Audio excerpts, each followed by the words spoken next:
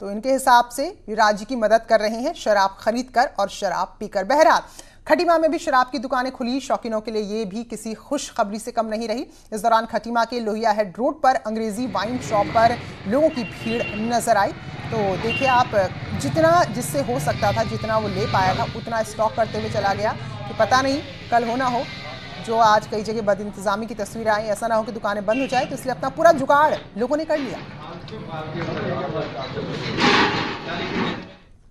वहीं green zone में शामिल पिथौरागढ़ में लॉकडाउन में कई तरह की रियायत मिली हुई है, जिसकी वजह से बाजार में खासी चहल पहल देखने को मिली। खासकर शराब की दुकानें, सबसे ज्यादा अगर लोग कहीं खुश नजर आ रहे थे तो वो लोग थे शराब की दुकान के बाहर कतार में लगे लोग। आलम यह रहा कि मदिरा के शौकीन सुबह से ही पहुंच चुके थे और बिल्कुल अनुशासन में रहते हुए देखिए शराब खरीदने हुए कतार में लगे रहे, अपनी बारी का इंतजार करते रहे। तो कहीं ना कहीं शायद ये भी डर रहा होगा कि भाई कुछ गड़बड़ की तो ऐसा ना हो कि कल से दुकान ही बंद हो जाए। तो ये तस्वीरें पिथौरागढ़ की।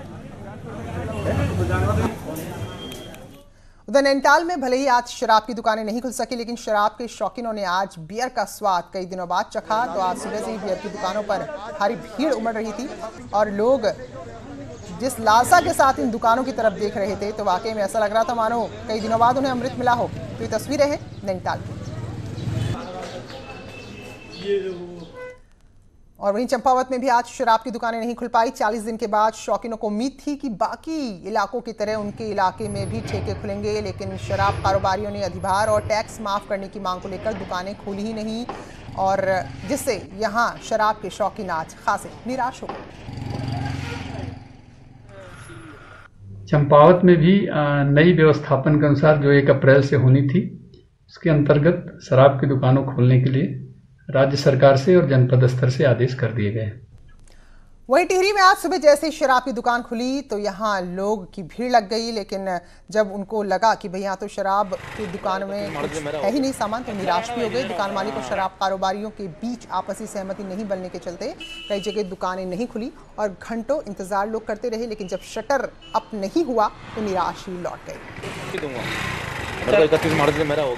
अच्छा राणा भाई इधर होगा, राणा भाई को खोला नहीं, ये हो गया ना चक्कर। राणा मुंडा तो कई जगह लॉकडाउन में छूट दी गई, जिसका असर देखने को मिला। लोग घरों से बाहर निकले और सामान खरीदते नजर आए, लेकिन जैसा कि हम बार बार कह रहे हैं, आज आप देश के किसी भी हिस्से की तस्वीरें देखिए तो जो बाजार गुलजार थी, जो सड़कें गुलजार थी, वो शराब के दुकानों के आसपास ज्यादा चहल पहल आज नजर आई है। तो देहरादून में पुलिस ने लॉकडाउन का उल्लंघन करने वालों पर कार्रवाई भी की है और इस दौरान कोशिश रही कि शराब की दुकानों में भी लोग नियमों का पालन करें और सड़कों पर डिस्टेंसिंग जो है उसको मेंटेन करवाना, जो संक्रमण को रोकने के लिए जो चीज़ें आवश्यक हैं, जैसे तमाम लोग मास्क पहने और जो पब्लिक प्लेसेस से स्पिटिंग की बात होता है बिल्कुल ना हो, ऐसी एक्टिविटी जिनके माध्यम से संक्रमण फैल सकता है उनको रोकने का प्रयास करना, उसके लिए हम एनफोर्समेंट को बड़ा सख्ती से जो है कर रहे हैं।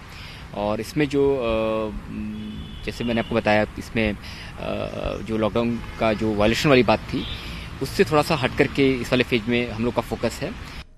वह विधानसभा अध्यक्ष प्रेमचंद्र अग्रवाल आज शराब की दुकानों पर भीड़ देखने के बाद खासे नाराज नजर आए और कहा कि सरकार से इस पर या तो वो ठोस नियम बनाए या फिर जो खोलने का फैसला है इस तरह की दुकानों को, उन पर फिर से विचार किया जाए। नहीं तो इनके ऊपर कोई ऐसा नियंत्रण होना चाहिए। यदि उनको बहुत ज्यादा उत्सुकता है शराब पीने की तो उसके बिना नहीं रह पा रहे। मेरा मानना है कि भोजन के बिना एक बार आदमी नहीं रह सकता, शराब भी ना रह सकता है, लेकिन उसके बावजूद यदि इस प्रकार का किसी को बहुत अत्यावश्यक लग रहा है कि उनको शराब ही पीनी है, तो उसके लिए सरकार को या तो फिर ऐसे मानक तय करने चाहिए, ऐसे उनको दिशा निर्देश देने चाहिए।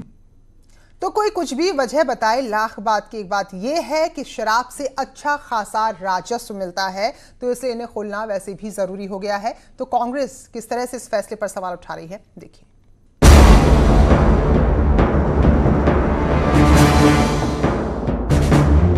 22 मार्च से बंद शराब की दुकानें 4 मई को खुली और दुकान खुलते ही शराब खरीदने वालों की लंबी कतारें नजर आ गई। लेकिन उत्तराखंड जैसे राज्य की बात करें तो यहाँ शराब कमाई का बड़ा जरिया है।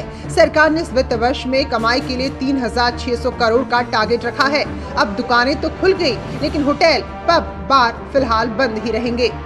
राज्य को अबाउट 300 करोड़ रुपए पर मंथ का राजस्व आता है, लेकिन अगर हम देखें तो अप्रैल मार्च का महीना आधा, अप्रैल पूरा और मई अब शुरू हो गया, तो एक बहुत बड़ा नुकसान है जो राजस्व की दृष्टि से देखे तो अधिक नुकसान है। खरीदने वाले लाइन में लगे हैं तो कारोबारी परेशान है कि अप्रैल का नुकसान कौन भरेगा, सरकार या फिर वो खुद। वही कांग्रेस का कहना है कि कोरोना के खतरे के बीच शराब की दुकान खोलने की जरूरत क्या थी। हिंदूवादी और हिंदू रीति रिवाज पर चलने वाली पार्टी कहती वो शराब प्रेम क्यों इतना दिखा रही है कि बाकी दुकानें तो ऑड इवन में खुलेगी, लेकिन शराब की दुकान बार जो है वो लगातार खुलेंगे, यह हास्यास्पद है। शराब हमेशा से उत्तराखंड में सियासत का मुद्दा रहा है, लेकिन कोरोना काल में कस्टमर किलोमीटर लंबी लाइन पर हैं। सरकार को पैसा कमाना है और कांग्रेस को कोरोना और कस्टमर के बहाने बीजेपी पर निशाना साधना है। लेकिन सच ये भी है कि बिन पैसे सरकार भी आखिर कैसे चलेगी। न्यूज़ 18 के लिए देहरादून से दीपांकर भट्ट की रिपोर्ट। तो चलिए अब बात करते हैं पुलिस के आज के एक्शन की। तो आज पूरे राज्य में लॉकडाउन तोड़ने के 38 केस दर्ज किए गए हैं और 312 लोग गिरफ्तार हुए हैं। और पूरे लॉकडाउन के कार्यकाल की हम बात करें, पूरे लॉकडाउन पीरियड की हम बात करें तो 2541 मामले दर्ज हुए हैं, 13,108 लोग गिरफ्तार हुए हैं, 31,064 गाड़ियों का चालान किया गया है, वहीं 5,932 गाड़ियां सीज की गई हैं। राज्य में लॉकडाउन में से अब तक 1,58,00,000 के चालान की वसूली भी हो चुकी है।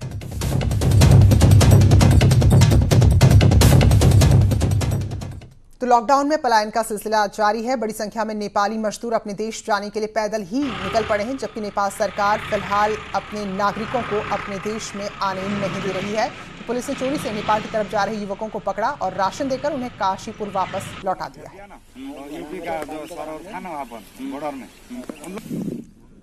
वहीं लॉकडाउन में दून में फंसे लोगों को सरकार अपनी व्यवस्था से घरों को भिजवा रही है, लेकिन जिन कोरोना वॉरियर्स के कंधों पर इसकी जिम्मेदारी प्रशासन ने दी है वही परेशान है। देहरादून से पहाड़ की तरफ जाने वाले ड्राइवर ने उचित व्यवस्था न होने का आरोप लगाया है। वहीं देहरादून से आज करीब 580 लोग उत्तरकाशी भेजे गए। ऋषिकेश से ड्राइवर गाड़ी लेके आया हूँ, मैं ड्राइवरी कर रहा हूँ, कल से आ रखे यहाँ पे। अभी कुछ व्यवस्था तो जैसे चल रही है, ठीक ठाक है, पर हमारे लिए कोई ऐसा कोई खाने पीने का कोई सटीक साधन नहीं है।